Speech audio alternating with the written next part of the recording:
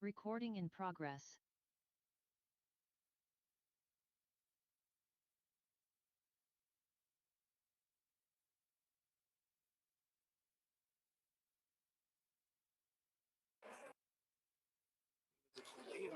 Just chilly.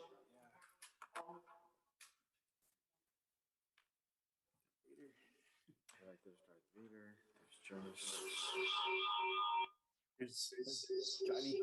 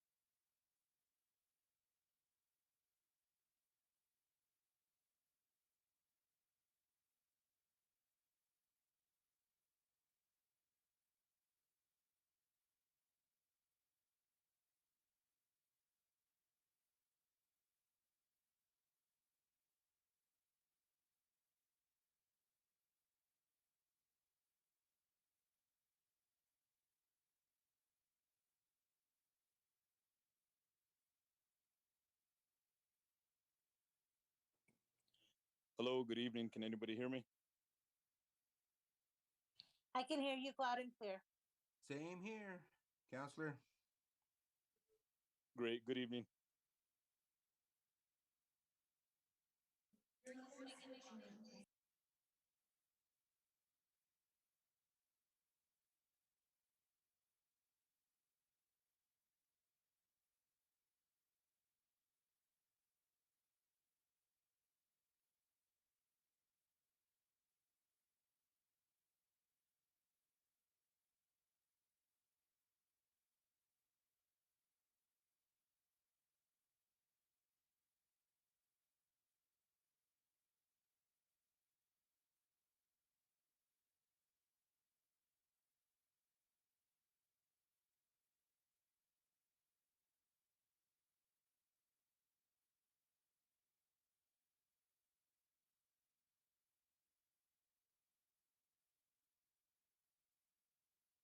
To the republic for which it stands, one nation, under God, indivisible, with liberty and justice for all.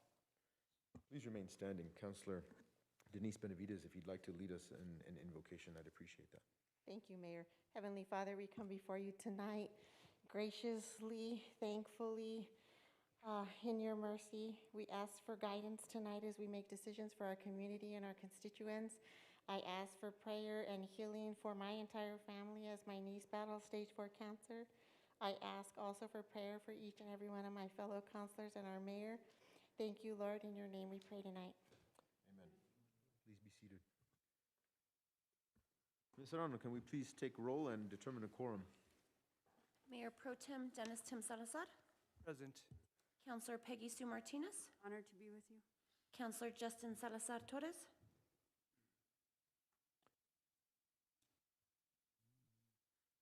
Councilor John Ramon Vigil. Present. Councilor Manuel J. Martinez. I don't think they can hear us. Ladies and gentlemen out on Zoom land, are you able to hear us? Yes. Yes, Okay. sir. Councilor Yes, sir. Salazar Torres, we called your name. Can you unmute? I'm sorry, you talking to me, sir? Yes, sir. Counselor Justin Salazar Torres.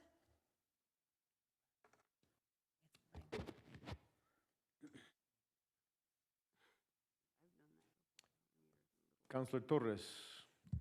Counselor, Are you talking to me, sir? Yes, we are. We've called your name and we did not hear a response. Are you hitting unmute? Yes. Thank you. Counselor Justin Salazar Torres. Present. Counselor Manuel J. Martinez. I'm here. Counselor John L. Ritchie. Present. Counselor Denise D. Benavides. Present. Counselor Dorothy D. Valdez. Present. Mayor Javier E. Sanchez. Present. We have a quorum.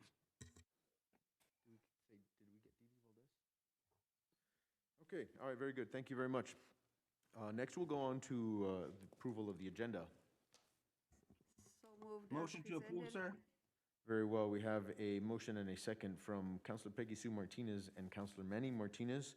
All those in favor signify by saying aye. Aye. All those opposed? We have an agenda. Next, we'll go on to the consent agenda, September 28th, 2021 City Council meeting minutes. Motion for approval, sir. Second. We have a motion of approval for the minutes from Councilor Peggy Sue Martinez with a second from Councilor Manny Martinez. All those in favor signify by saying aye. Aye. All those Aye. opposed? Aye. All right, hearing none, the consent agenda is approved. Did we have unanimous for approved, or did we have a straggler for against? We had a straggler of the approval, so So it we're is okay. 8-0 approval? On the yays and nays, I don't know that we do the specific each one. I think we're good. And if there is a nay that I don't capture, please make sure to make that known at any point, and I'll be happy to do a roll call vote. So next, we'll go on to public comments. Ms. Serrano. We do not have anyone signed up, sir. May I say something, however? Yes, ma'am. The library will be hosting a trunk or treat event on Friday, October the 29th, and the clerk's department is going to have a trunk. So I'm respectfully asking y'all to donate some candy to us if you can. Thank you. Got it. Thank you very much for doing that. We appreciate it. Next, we'll hear from committee chairs and any updates from councilors or councilor comments. Councilor John Ramon Vigil. Thank you. The community of Chamita will be having its Adobe plastering of the capilla on October 23rd, beginning at 9 a.m. at the capilla. We did this 2 weeks ago. We had a great turnout of people. We're hoping to get another great turnout to finish plastering the capilla, so you're all invited to join us. Additionally, just want to do an announcement for Jimenez Electric Co-op that they'll be closed beginning the end of business day tomorrow through Thursday, Friday, as we complete the transition into our new building. If you do experience an outage, please call 505-753-0128. This is not the normal number, as our communications will be down during our transition, and we will be reopened to the public by Monday, October 18th. Thank you. State the number, please. 753-0128, and we're hoping to get the normal number back before the 15th, but in the event that someone does experience an outage, they can call 753-0128 beginning the end of business day tomorrow through the weekend. Thank you for the updates, Councilor. Appreciate it. Councilor Manny Martinez. Thank you, Mayor. I just wanted to make a couple of questions for the city manager. He can go ahead and update them or speak about it when it's matters from the city manager. But I was just checking for an update on State Road 76 project. Also, if he could enlighten some people out there that may be listening on why there's flags and some markings on McCurdy Road, North McCurdy Road area, or South McCurdy Road area, sorry, especially near the McCurdy School area. So this way they're aware of what might be going on in that area. Also, if he could give us an update on where we are with the Safe Haven project with the Espanola Fire Department. And also just to remind everybody that we do have a lowrider event coming up this weekend. Hope everybody will come on out to the plaza and see some great lowriders this weekend, this Saturday. That's it, sir. Thank you, Counselor. Next, we'll go to Counselor Didi Valdez.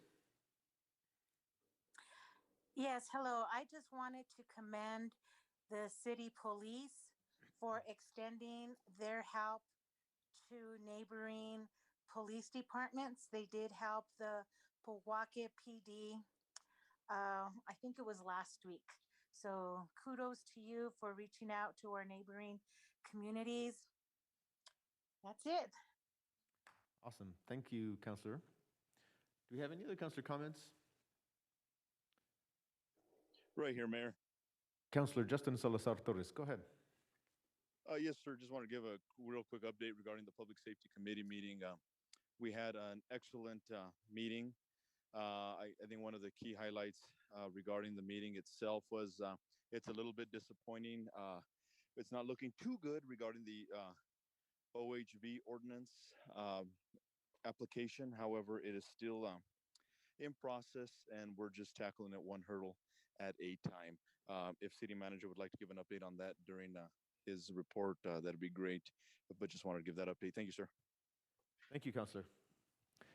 Any other Counselor comments, questions, updates? All right, very well. Seeing none, we'll go right back down the agenda under matters from the mayor. And at this point, we'd really like to recognize two of Espanola's finest on our staff. And those two members are going to be given our certificate of appreciation honoring our emergency management staff. And that would be Jeff Sargent and Ms. Victoria Trujillo. So we'd like to have you guys come right over here, and I'd like to mention exactly why this is so important to me. During the entire time that we've been dealing with COVID, of course, it's been strenuous on everyone involved, and no more so than those who have to not only bring information forward and try to do everything they can to keep those citizens in Espanola and throughout Rio Arriba as safe as possible, as informed as possible to make the decisions that are right for them and their families. But that came with a lot of conflicting data, a lot of conflicting issues, and it was no easier dealing with a system that was being built as it was going along. So to that end, we'd like to thank Jeff and Victoria for their time, their talent, and expertise that they've given to the efforts of getting the members of our community vaccinated. Jeff and Victoria have gone above and beyond and have worked tirelessly to ensure that even those that are elderly and homebound are cared for. The compassion and dedication they have expressed has been recognized by many, and on behalf of myself and the governing body, I'd really like to express my heartfelt thanks and gratitude. And those having been the words, of course, that were prepared for me, what I'd really like to say is none of this, let's give a couple pieces of information. So in the county of Rio Arriba, we have 93.3% of our citizens above the age of 18 who have had at least one shot in their arm. 93% is a tremendous, tremendous accomplishment. 82.2% have been fully vaccinated. And in a county as rural as ours, as everybody likes to compare it to the size of the state of Connecticut, what a tremendous accomplishment and achievement. So thank you so much.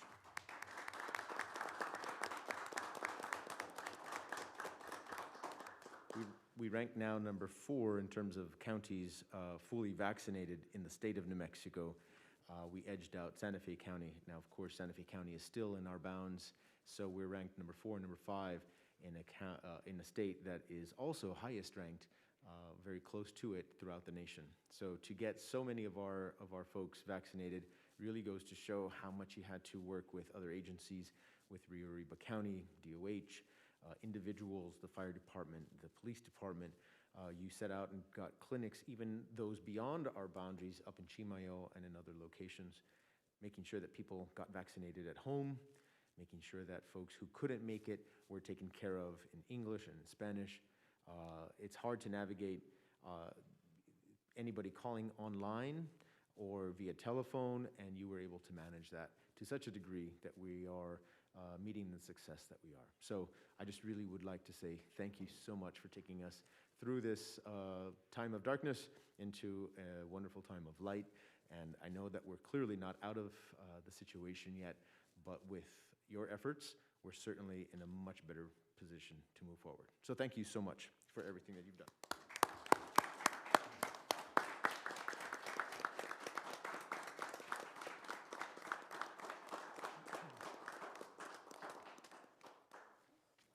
Thank you so much, sir. I really appreciate it. And if you'd like to say a few words, welcome to, because I know it wasn't a team, a sole effort. And Victoria, you can take all the credit if you want to.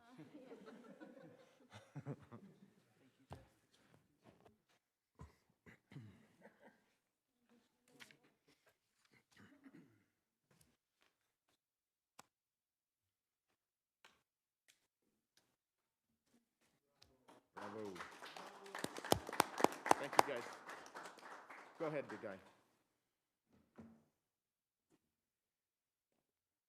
I just wanted to recognize all the hard work by everybody. This was not just an effort between myself and Victoria. We had help from staff at the library. We had help from staff at Lucero Center. We had staff help from Las Clínicas del Norte, El Centro, Presbyterian Hospital, Riba County, you name it. Every agency that was available has helped. We've been working together very well and making sure that this effort is not, making sure that this effort was worth it. And the numbers speak for themselves. I believe it's very well worth it. And we're humbled to be able to serve our communities. Thank you. Thank you so much. All right, very well. We'll now go on to matters from the city manager. City manager, go right ahead. Good evening, Honorable Mayor, members of the governing body. First and foremost, thank you for giving me the opportunity to address the council and yourself. I'll start off and giving the updates requested by Councilor Manny Martinez in regards to State Road 76. So we met with Wilson and Company, which is our contractor, engineer on contract. They're supposed to get us the new documentation to go out to rebid this week, but we're also still waiting for Adame Construction to send us the final invoice so we can pay them out and hopefully go out to rebid in the next couple of weeks on that project. The Safe Haven Baby Box, our city attorneys submitted some red line changes to their attorneys on September 23rd.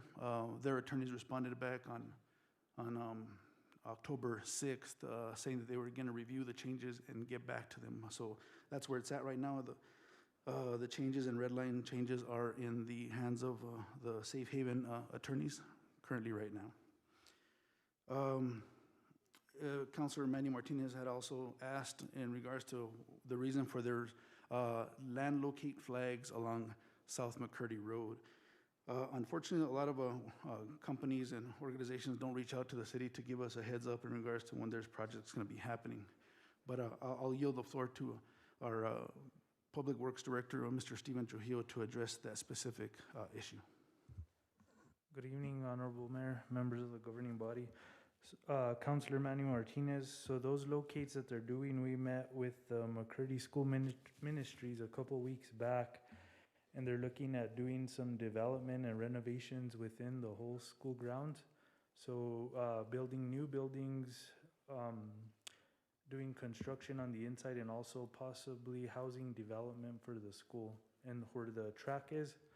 So they called all utility locates because they're trying to figure out doing design and engineering work, and we'll be working with the city for those. Thank you. Thank you, sir. I'll proceed with more updates.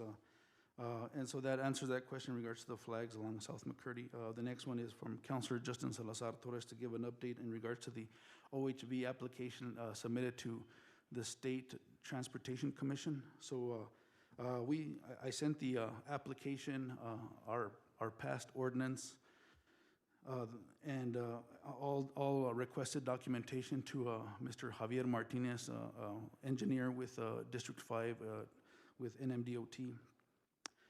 He responded back a few weeks back, right before the Public Safety Committee, stating that per our request on the application, the initial request was to have NMDOT authorize or give the city permission to allow the usage of Fairview Lane from the intersection of McCurdy and Fairview all the way up to the intersection of Paseo de Oñate. To allow the use of the whole Fairview Lane from east to west. Unfortunately, Mr. Martinez from NMDOT stated that the path from the intersection of Riverside headed west to Paseo de Oñate would not be authorized to proceed for the application. They would not allow that. They could allow from Riverside east all the way to the four-way intersection, and also allow South McCurdy to proceed to the application. So that's where we're at right now. They're also requesting a state highway engineered study for the roads being requested. Councilor Peggy Sue Martinez? I just want to reiterate some thoughts concerning this OHV situation with the state looking at the situation and thinking that it would be safer from McCurdy east of Riverside Drive instead of all the way through Paseo. And I have to just think about how many entrances and exit and egress there are on the Fairview Lane from Walgreens all the way up to the high school. There's a lot of different roads coming in and out where it would seem like it would be more dangerous for me to see somebody on that side of Fairview Lane than on this side of Fairview Lane. So when I heard about this in public safety, I had a concern, but this week I had the sad opportunity of seeing something that I never thought I would see here in town. So what has happened from Prince Ranch north is that they've developed a path on the side of the road that leads to the gas station. And I saw 3 kids standing on the back of an OHV vehicle, standing up, holding on for dear life, and 2 other kids in the front seats driving. And these kids are on their way over there to get gas so they can ride this thing on the trails. And this is why this is so important, that we have the opportunity for them to follow these laws on our roads, because where they were at is in an area that is elevated on dirt. All it takes is a little misjudgment and all of those kids could have flipped that thing over. I called 911. I don't know if an officer ever found them on Prince Ranch, but it's a big concern. I'm really, really concerned about this situation, and I'm hopeful that the state works with us in trying to get a legal way for people to get to gas stations. Or disallow it completely and figure out a way to stop them from riding on the side of the road. All right, continue. Thank you, Honorable Mayor, members of the governing body. With that, I've addressed the concerns that were brought to me by the councilors. I'd like to follow up a little bit in regards to we've got some concerns in regards to overflow of some trash bins in commercial properties. Our code enforcement officer has gone out there, given them their violations. And as many of you might have noticed, the Dollar General by State Road 30 was in severe shape. So we collaborated with North Central Solid Waste to bring in a 30-yard roll-off dumpster and have our city employees to clear all the refuse. And so we're submitting them an invoice for the services provided by the city to clear that hazardous waste in that area.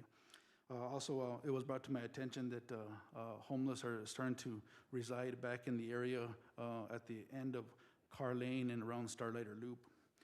Myself and Fire Chief Padilla drove physically out there today to look at the situation. I sent an email to OK Winge. They promptly responded that they're going to look into it. Also with their Director of Public Safety, Mr. I believe his name is Chief Donovan Trujillo. They responded pretty quickly in regards to hopefully they can address that issue. And the city is more than willing to assist in this situation. I'd like to end on a good note in regards to my updates. We received an additional $500,000 for our Cdbg grant for Ranchitos Park. We initially, as you remember, we had granted to the city $440,000. We went to RFP for bids, and the bids came in at 7 figures.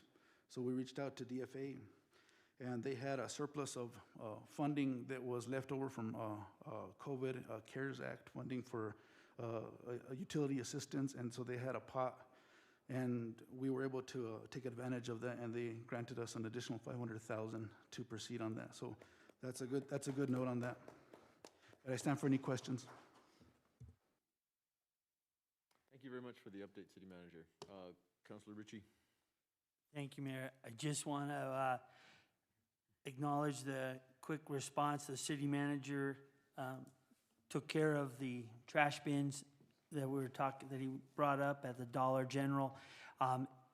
It was a very nasty situation over there, a major health concern, and brought it to his attention. He got a hold of the folks over at North Central, and they worked together and got it cleaned up. And I'm very thankful for taking care of it quickly. Thank you again, City Manager.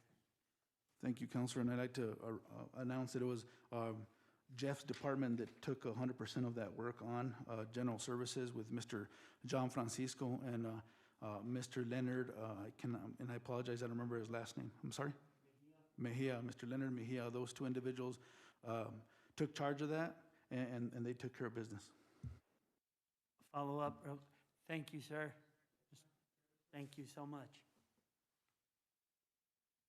Thank you, councilors. All right, very good. Thank you very much, City Manager, for the updates and the information. You're welcome to continue on to Roman numeral 9, letter D. Thank you, Honorable Mayor, members of the governing body. So before you, it's the election redistricting requirements. So as of you might be aware that after every census, we are required by state law to do a redistricting. So I'm going to yield the floor to Madam City Clerk, Ms. Angelica Serrano, to proceed. Good evening, Honorable Mayor and members of the governing body. As you know, the Clerk's Department attended election school the last few days of September, first day of October, and we learned something that we did not know. Every 10 years after the census is completed, each municipality or communities with a population of 10,000 or greater must redistrict.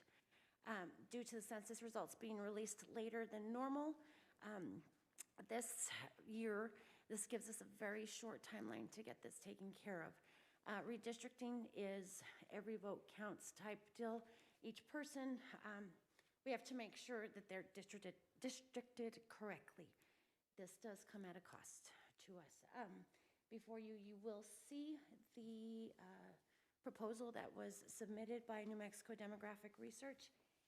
Within the proposal, there is several key points, as well as the dates that they anticipate getting that to us so that we are in compliance with the Secretary of State's office.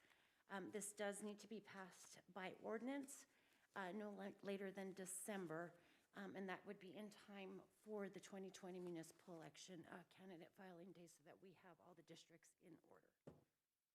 I stand for any questions. Councilor Peggy Sue Martinez. Thank you, Ms. Angelica, for your efforts in making us compliant with this. I had some concern that we hadn't redistricted and the elections are coming up, and so I'm glad to hear that we're on top of this. First question, of course, is did we do a request for proposal on this, or how did we come about this contractor? We were actually given two names while we were attending election school.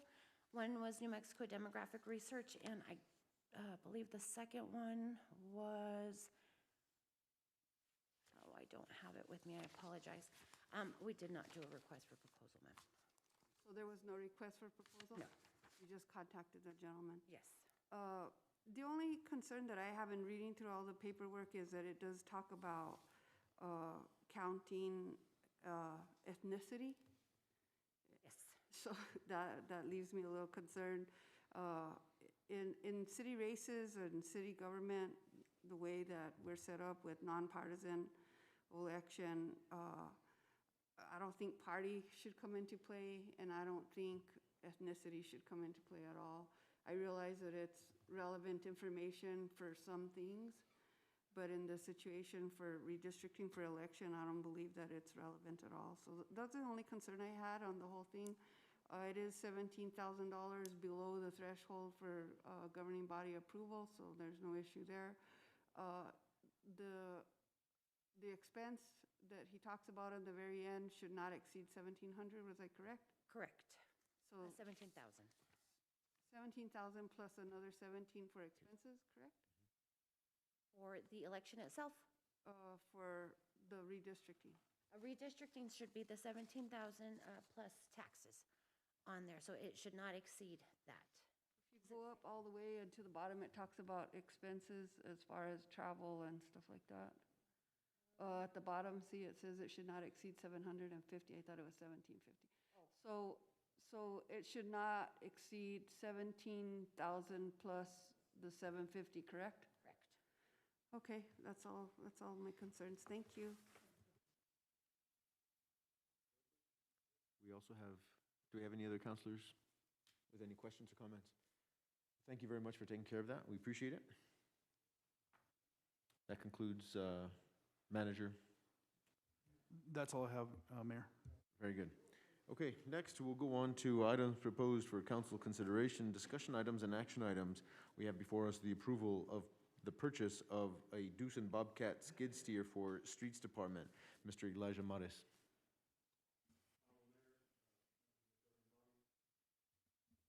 Sorry, you can hear me now. Should have in front of you here the two quotes there with this one, and the reason for the two quotes. I'll give you a couple of reasons why we're going to be doing this, why I'm requesting this. One is I have aging Bobcats there. I have two of them there. One of them's gotten to the point where it's requiring a lot of work, and it's repeat work that we've had done on it before. So the machine is aged out.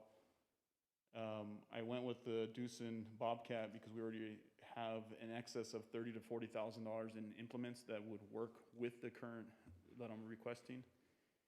Also, if you look at the pricing there, the one that we're going with is, I believe, $52,000 or $57,000. I can't remember the exact number. And what that is the government pricing that Doosan produces for local governments like us. And if we were to actually buy it from Albuquerque Bobcat direct, which we'll still receive it through them, but if we were to go in there and say we're the city of Espanola, they'll still give us a discount, which is only an $8,000 discount, which still leaves it at $72,000 at their pricing for us, and the outright price is over $80,000 for that machine. So it's quite a significant savings. And the reason only we went with Albuquerque Bobcats because there's two other dealerships, one at El Paso, I believe, and one in Durango. We would receive the same quote as we got through Albuquerque. So to keep it within the state and service everything else that we get with it, it would be there. This Bobcat also will serve all our needs for helping with some of the mowing and stuff in some of the small areas that the larger machine that we did purchase does not get. We use it for those smaller roads, emergency type things. It has a brush on there to be able to help clean up. There's a lot of purposes that we use that for. Could it do that? Snow removal? I haven't quite set one up ever for snow removal, but that's usually because we usually have the bigger vehicles that we have, and then that's what we had the pickup trucks for that. As far as sidewalks and stuff like that, I have not really tried to utilize that kind of machinery for that. So we can look into doing something like that in the future. And it would be capable of running any of the stuff that we would be able to throw at it. Motion to approve, sir. Second. I have a motion of approval from Counselor Peggy Sue Martinez with a second from Counselor John Ritchie. Do we have any questions? Counselor Peggy Sue Martinez.